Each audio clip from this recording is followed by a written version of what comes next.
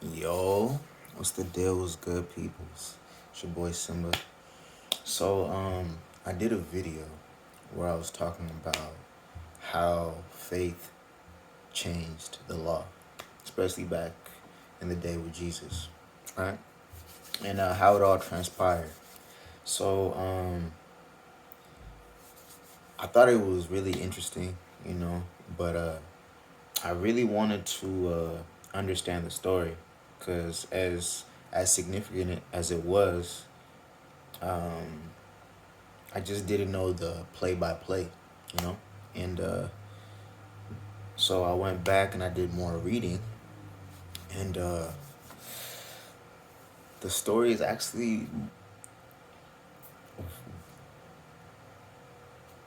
increasingly more interesting, increasingly more interesting. Um, I'm gonna read scriptures that uh, I discovered. I discovered this new knowledge, and hopefully you enjoy it, because actually the way these scriptures are written is a little bit easier to understand and easier to read. You know what I mean? Because man, yesterday when I was when I was trying to read, and I'm like, and thou with of the, you know. But this one, I'm able to really kind of just comprehend everything much easier, and I think you'll feel the same way. So, so yeah, let me begin. Before I continue, or begin, um, there was eight, wait, nine main things that happened from where I started to read until the end with that full understanding. Um, First was when the Son of Man comes in his glory, what will happen? Second was the plot against Jesus before he's crucified. The Last Supper. And come on, man, I know everybody, the Last Supper, that's one of the most popular things everybody knows about the Last Supper. But we're going to get into the details, you feel me? So, and y'all could see me improve on my, my readings, feel me? So we going to get right. So the plot against Jesus, the Last Supper. Jesus predicts one of his disciples, Peter's denial. Jesus before his plight. Uh, the next one will be the soldiers mock Jesus while he's getting crucified. That was the passages that I read a little bit about yesterday. And the crucifixion of Jesus. Jesus has risen. So the crucifixion, and 3 days later he rises from the dead, as he said he would. And the last one, the guard's report. So I'm gonna start it off with Matthew 25, and Matthew 25:31. So the sheeps and the goats. And he's saying, when the Son of Man comes in his glory and all the angels with him, he will sit on his glorious throne. All the nations will be gathered before him, and he will separate the people one from another, as a shepherd separates the sheep from the goats. He will put the sheep on his right and the goats on his left. Then the king will say to those on his right, come, you who are blessed by my Father, take your inheritance, the kingdom prepared for you since the creation of the world.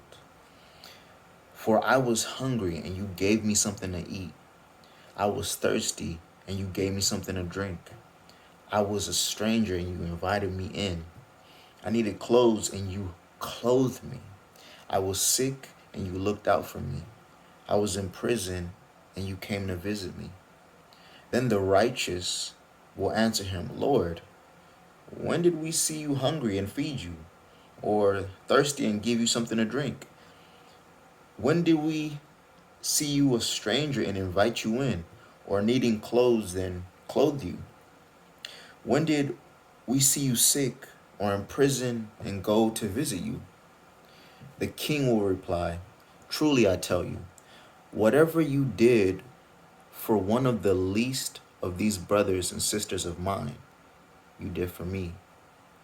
Then he will say to those on the left, depart from me, you who are cursed, into the eternal fire prepared for the devil and his angels.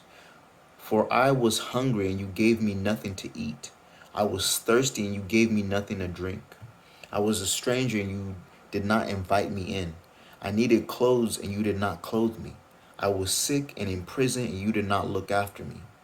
They also will answer, Lord, when did we see you hungry or thirsty or stranger or needing clothes or sick or in prison and did not help you? He will reply, truly I tell you, whatever you did not do for one of the least of these, you did not do for me. Then they will go away to eternal punishment by the righteous to eternal life. See, it was starting off hot already. You feel me? But let me continue. Now we at Matthew 26. And now we are at the plot of Jesus. This is when they started plotting on Jesus. And think about what we were speaking on before. We were speaking on how faith changed the law.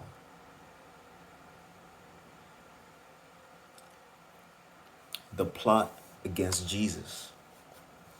When Jesus had finished saving all the... Let me repeat that.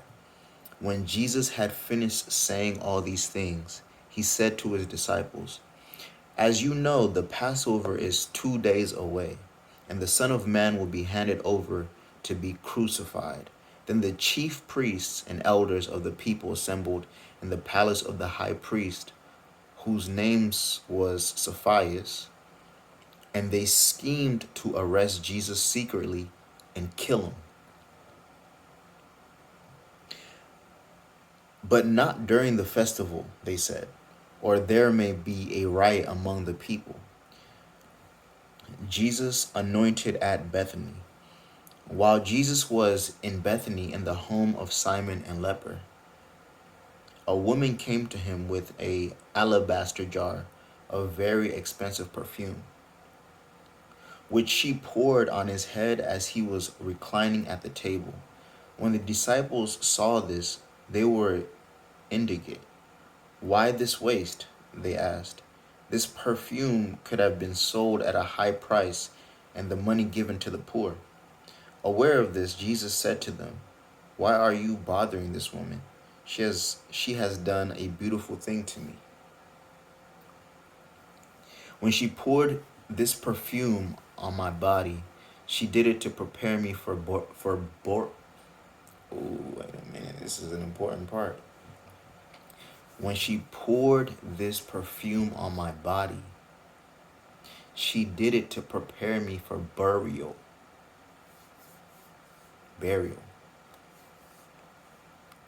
And I gotta say that one more time. Hold on, I gotta go back to that understanding, because it's a very strong thing to say. In fact, let me bring this a little bit back. Here we go.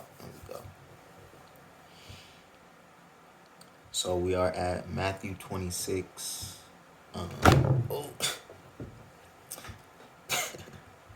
We are at Matthew 26, 7. A woman came to him with an alabaster jar of very expensive perfume, which she poured on his head as he was reclining at the table. When the disciples saw this, they were indignant. Why this waste? They asked. This perfume could have been sold at a high price and the money given to the poor. Aware of this, Jesus said to them, why are you bothering this woman?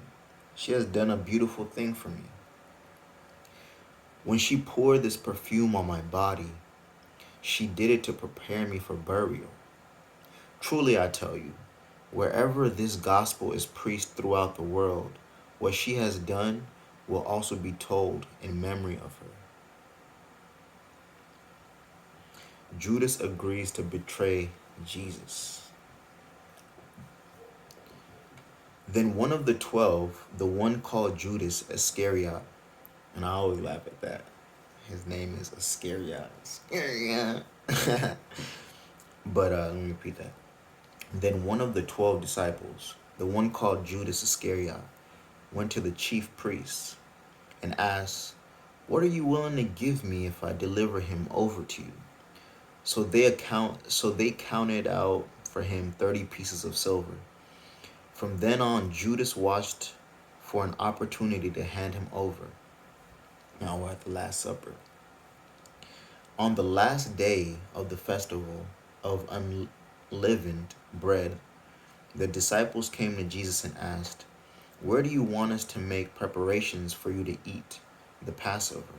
He replied, "Go into the city to a certain man and tell him, 'The teachers say, my appointed time is near, and I am going to celebrate the Passover with my disciples at your house.'" So the disciples did as Jesus had directed them and prepared the Passover. When evening came, Jesus was reclining at the table with the 12. And while they were eating, he said, "Truly I tell you, one of you will betray me."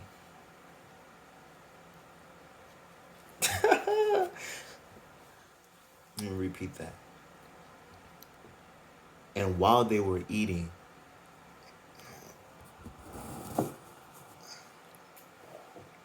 he said, he said, "Truly I tell you, one of you will betray me."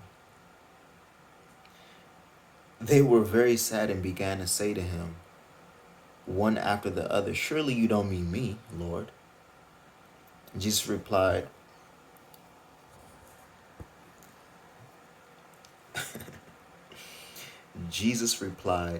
"The one who has dipped his hand into the bowl with me will betray me."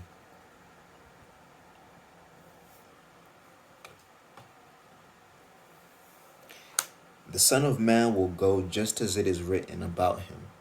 But woe to the man who betrays the Son of Man. It would be better for him if he had not been born.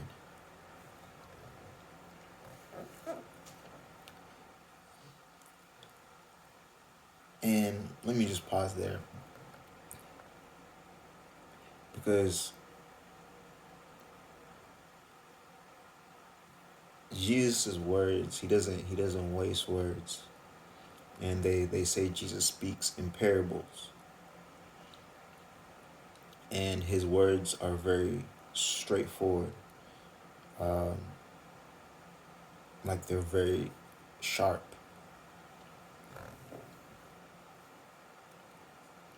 But let me repeat that.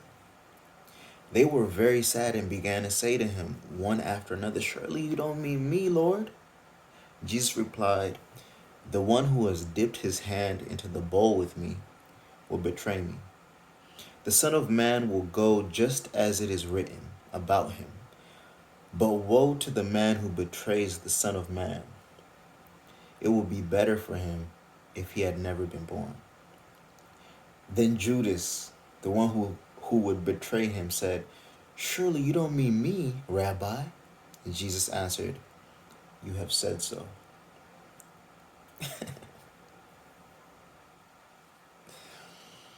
While they were eating, Jesus took bread, and when he had given thanks, he broke it and gave it to his disciples, saying, "Take and eat.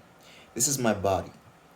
And then he took a cup, and when he had given thanks, he gave it to them, saying, "Drink from it, all of you.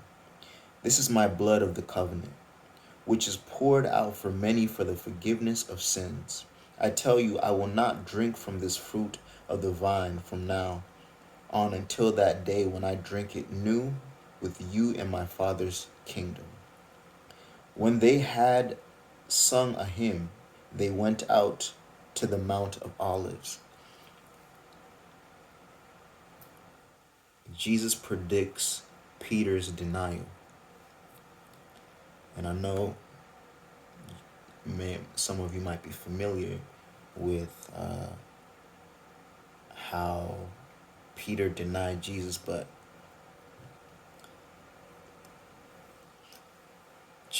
Jesus predicts Peter's denial. Then Jesus told him, "This very night you will all fall away on account of me. For it is written, I will strike the shepherd, and the sheep of the flock will be scattered. But after I have risen, I will go ahead of you into Galilee."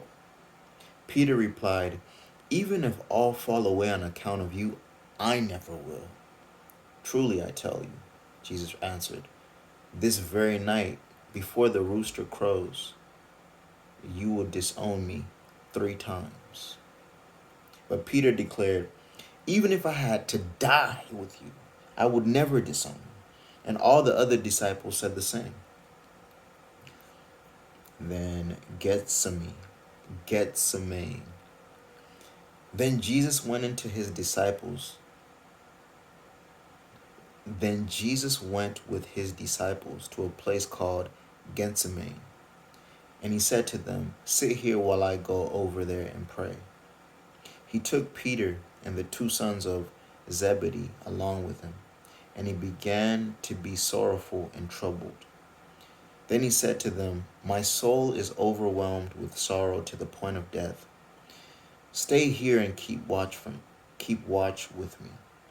Going a little farther, he fell with his face to the ground and prayed, "My Father, if it is possible, may this cup be taken from me, yet not as I will, but as you will." Then he returned to his disciples and found them sleeping. "Couldn't you men keep watch for me for 1 hour?" He asked Peter. "Watch and pray so that you will not fall into temptation. The spirit is willing, but the flesh is weak."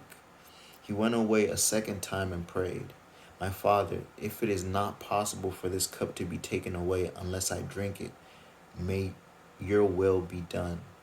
When he came back, he again found them sleeping, because their eyes were heavy. So he left them and went away once more and prayed the 3rd time, saying the same thing. Then he returned to the disciples and said to them, "Are you sleeping and resting?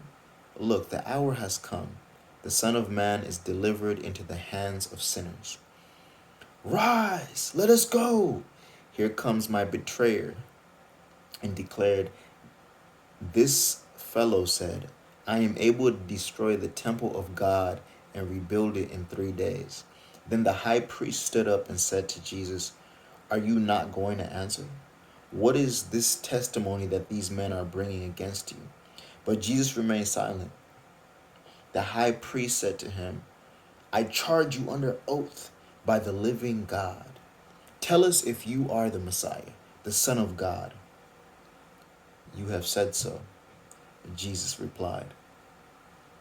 The Son of God. He said, "You have said so. But I say to all of you, from now on, you will see the Son of Man sitting at the right hand of the Mighty One and coming on the clouds of heaven." Then the high priest tore his clothes and said, "He has spoken blasphemy. Why do we need any more witnesses? Look, now you have heard the blasphemy. What do you think?" "He is worthy of death," they answered.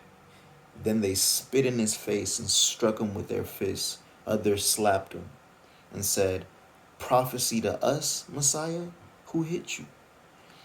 Peter disowns Jesus. Peter disowns Jesus. Now Peter was sitting out in the country yard, and a servant girl came to him. "You also were with Jesus of Galilee," she said. But he denied it before them all. "I don't know what you're talking about," he said.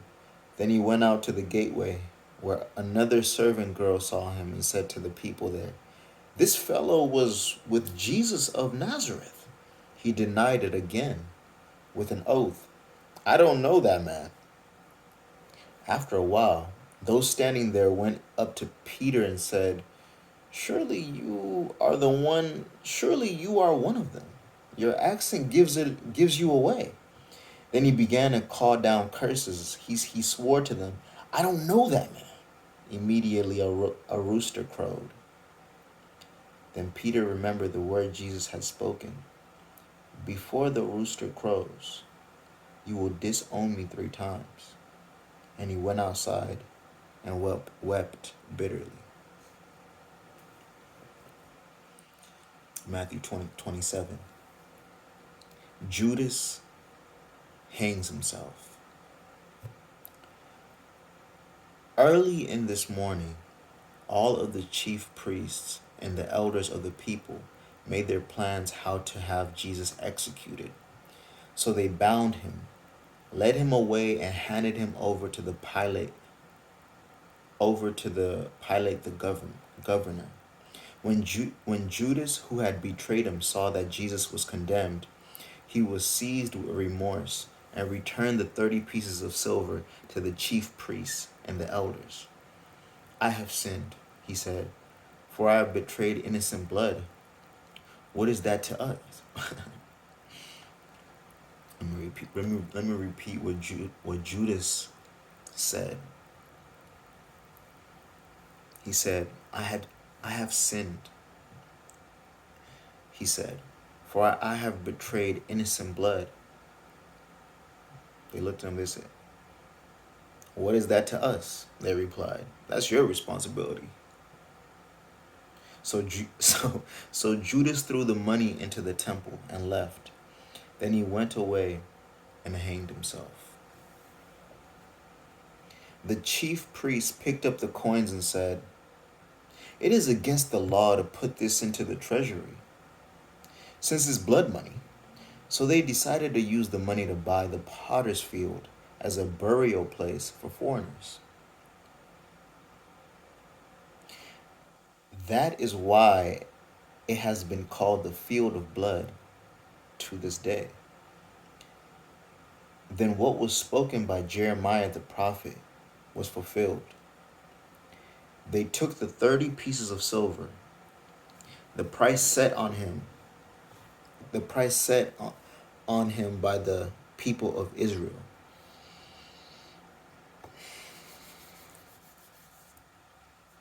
and they used them to buy the potter's field, as the Lord commanded me. Jesus before Pilate. Meanwhile, Jesus stood before the governor, and the governor asked him, are you the king of the Jews? You have said so, Jesus replied. I'm going to pause there. Jesus, he doesn't play games.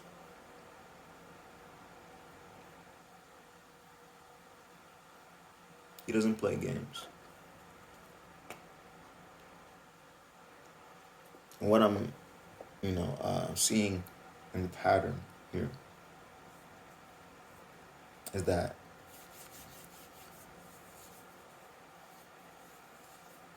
the way he says yes, he says, you have said so.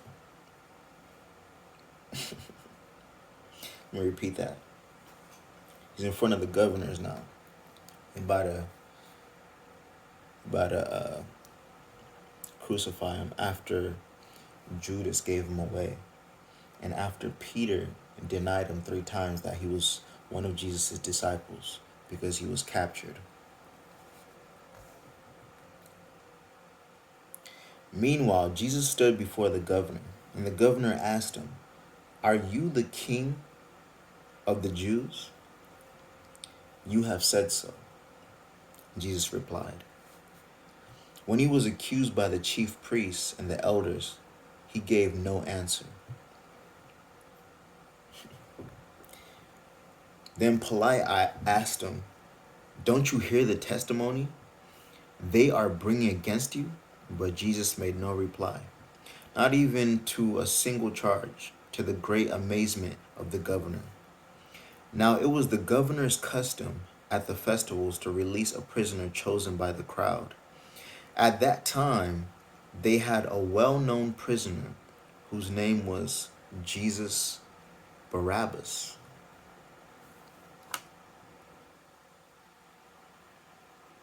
Intriguing. Let me read that one more time. At that time, they had a well-known prisoner whose name was Jesus Barabbas.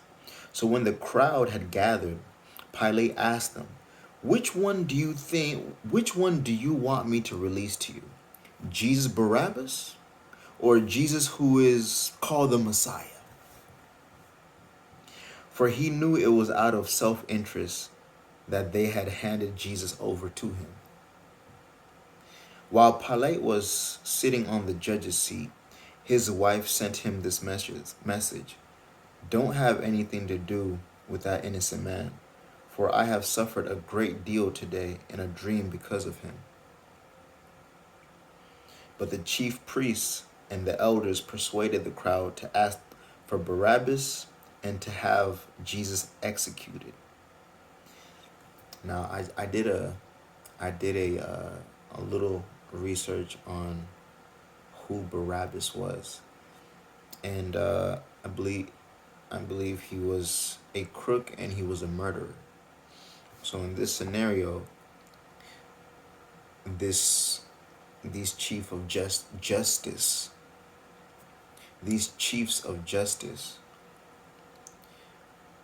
are giving the people an option of two people to one of them to of out of these two to set one free. Jesus Barabbas or Jesus the said Messiah. And the crowd chooses Jesus Barabbas. But only one was innocent. And this is part of the law. So check it. But the chief priests and the elders persuaded the crowd to ask for Barabbas and to have Jesus executed.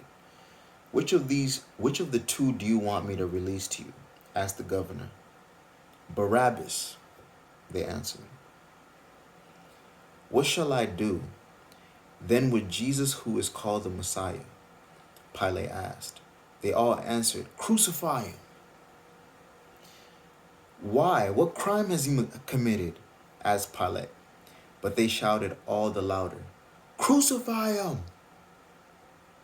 When Pilate saw that he was getting nowhere, but that instead an uproar was starting, he took water and washed his hands in front of the crowd. I am innocent of this man's blood, he said. It is your responsibility.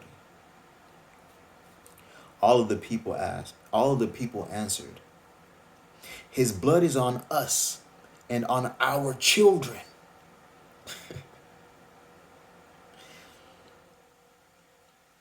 Then he released Barabbas to them, but he had Jesus flogged and handed him over to be crucified. The soldiers mocked Jesus. And it's a little bit of what we started touching on yesterday.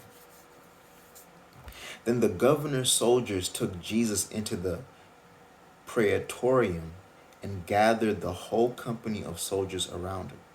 They stripped him and put a scarlet robe on him, and then twisted together a crown of thorns and set it on his head. They put a staff in his right hand. Then they knelt in front of him and mocked him. Hail, King of the Jews, they said. They spit on him and took the staff and struck him on the head again and again. After they mocked him, they took off the robe and put his own clothes on him. Then they led him away to crucify him. The crucifixion of Jesus. As they were going out, they met a man from Cyrene named Simon, and they forced him to carry the cross. They came to a place called Golgotha, which means the place of the skull.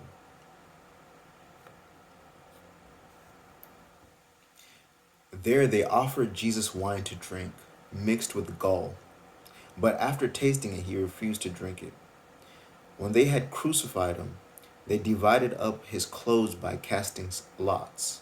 And I believe that's a rolling dice, so they were gambling for his money, gambling for his clothes. Whoever wins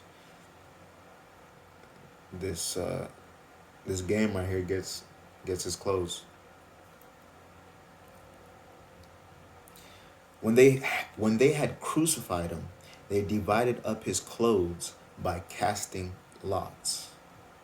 And sitting down, they kept watching over him there.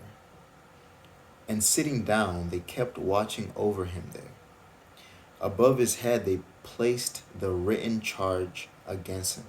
This is Jesus, the King of the Jews. 2 rebels were crucified with him, one on his right and one on his left. Those who passed by hurled insults at him, shaking their heads and saying, "You who are going to destroy the temple and built it in 3 days, save your..." Okay, let me say it one more time. Those who passed by hurled insults at him, shaking their heads and saying, You who are going to destroy the temple and build it in 3 days, save yourself. Come down from the cross if you are the Son of God." In the same way, the chief priests, the teachers of the law, and the elders mocked him. Let me repeat that last part.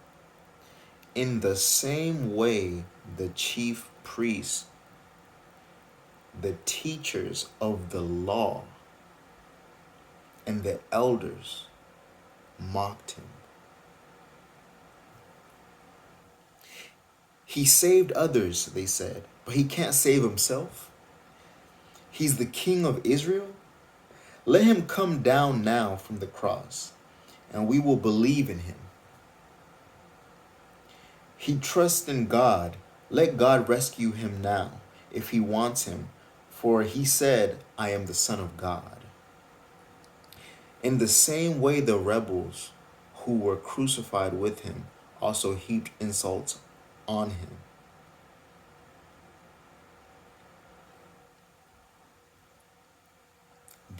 The death of Jesus. From noon until 3 in the afternoon. Okay, let me repeat that. From noon until 3 in the afternoon, darkness came over all the land.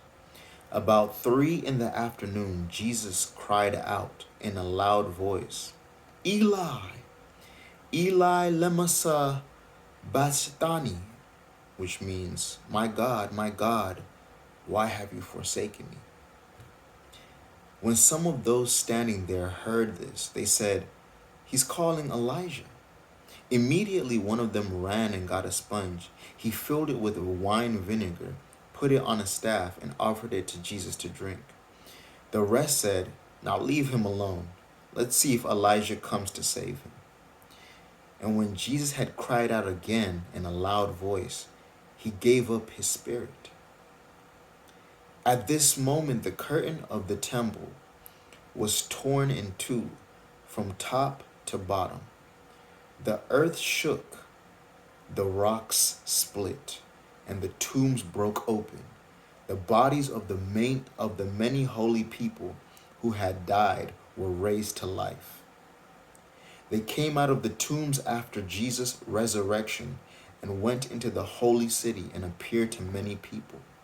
When the centurion and those with him who were guarding Jesus saw the earthquake and all that had happened, they were terrified and exclaimed, "Surely he's the Son of God."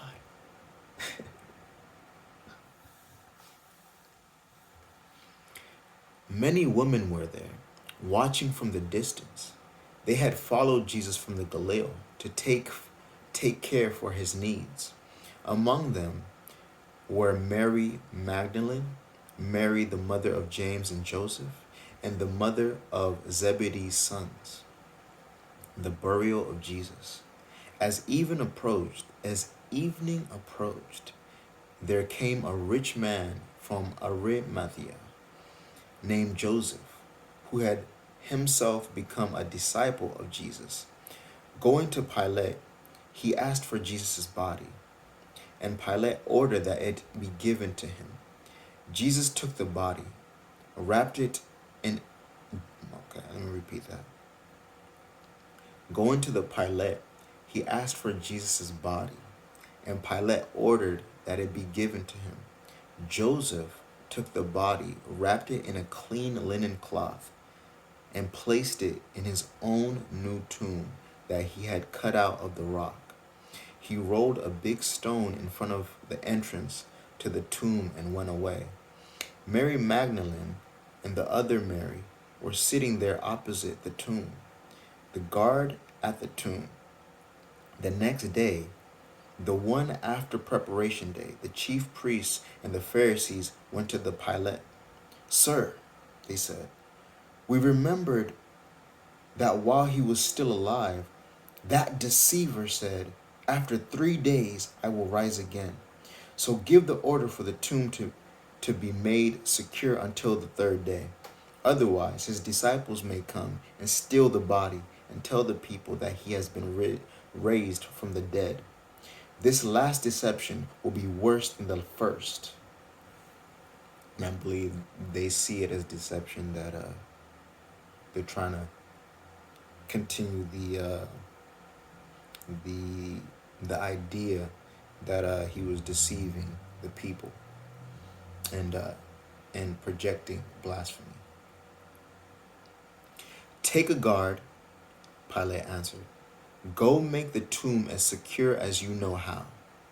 So they went and made the tomb secure by putting a seal on the stone and posting the guard. Matthew 28. Hey, my beautiful ones. If you're still with me right now, give yourself a pat on the back.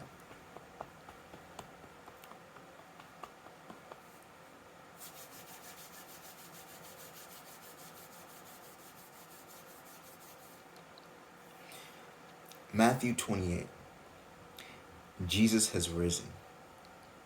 After the Sabbath, at dawn on the 1st day of the week, Mary Magdalene and the other Mary went to look at the tomb. There was a violent earthquake, for an angel of the Lord came down from heaven, and going to the tomb, he rolled back the stone and sat on it. His appearance was like lightning, and his clothes were white as snow. The guards were so afraid of him that they shook and became like dead men. The angel said to the woman, do not be afraid, for I know that you are looking for Jesus, who was crucified. He is not there. He is not here. He has risen, just as he said. Come and see the place where he lay. Then go quickly and tell his disciples, he has risen from the dead and is going ahead of you into Galilee. There you will see him. Now I have told you. So the women hurried away from the tomb, afraid yet filled with joy, and ran to tell his disciples. Suddenly, Jesus met them. Greetings, he said. They came to him, clasped his feet, and worshipped him. Then Jesus said to them, do not be afraid. Go and tell my brothers to go to the Galilee. There they will see me. The guards report. While the women were on their way, some of the guards went into the city and reported to the chief priests everything that had happened. When the chief priests had met with the elders and devised a plan, they gave the soldiers a large sum of money, telling them, "You are to say, his disciples came during the night and stole him away while we were sleeping. If this report gets to the governor, we will satisfy him and keep you out of trouble." So the soldiers took the money and did as they were instructed.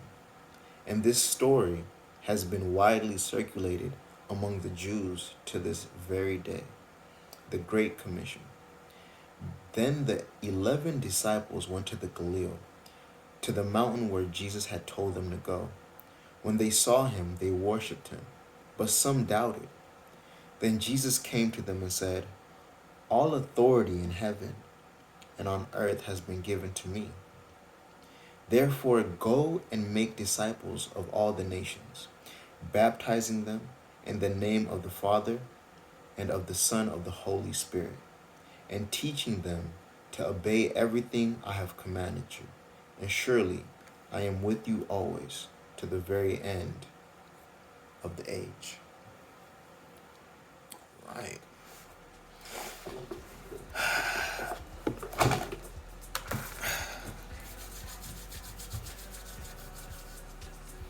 So,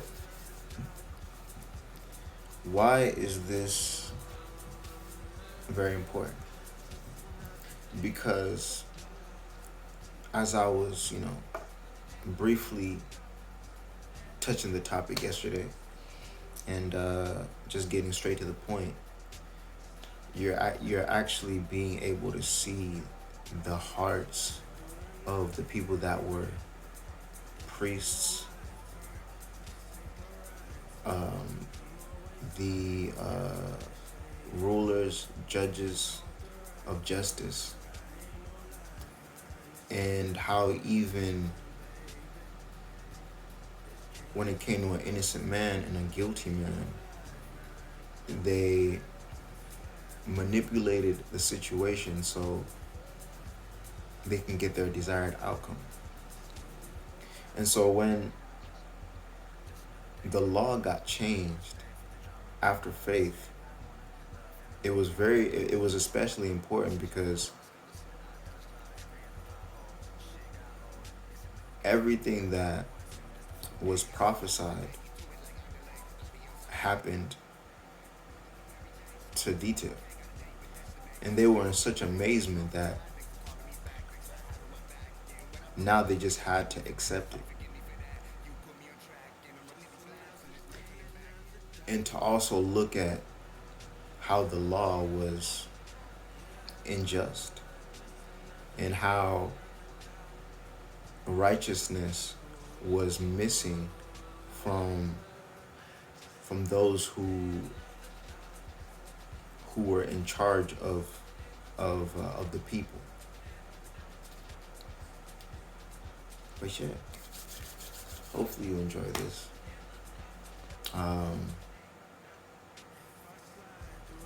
Yeah, stay blessed, stay swagging, stay attracting attraction, and yeah, man, I'm gonna holler at y'all in a little bit.